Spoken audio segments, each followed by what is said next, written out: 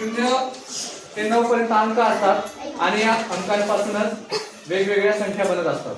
1000 बनवा, 1 लाख बनवा, 20 लाख बनवा, किती ती संख्या 0 ते 9 पर्यंतच्या अंकांपासूनच बनलेली असते. वेगवेगळ्या स्कॉलरशिप परीक्षा असतात आणि वेगवेगळ्या परीक्षांमध्ये हे आपल्याला विचारलं जातं की 1 ते 100 मध्ये जे हे अंक आहेत, 0 किती वेळा येतो, 1 किती वेळा येतो, 2 किती वेळा येतो, असं 9 पर्यंत किती वेळा येतो हे विचारलं जातं आणि तेच आपण बघणार आहोत.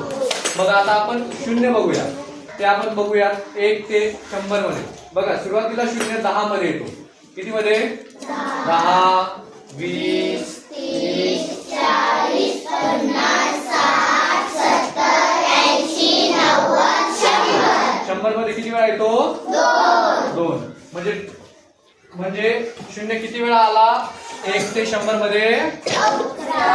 किती वेळा? आता तसा 1 तुम्ही मोजला, 1 किती वेळा येतो रे? 21. किती वेळा? 21. यानंतर 2 पासून 9 पर्यंत जे अंक आहेत हे सगळे अंक किती वेळा येत असतात? 20 वेळा. किती वेळा? 20. तुम्ही तुमच्या अंकलिपीमध्ये बघू शकता की 2 पासून 9 पर्यंतचे अंक हे फक्त किती वेळा येतात? आता लक्षात राहील किती वेळा येतात? 2 पासून ते 9 पर्यंतचे अंक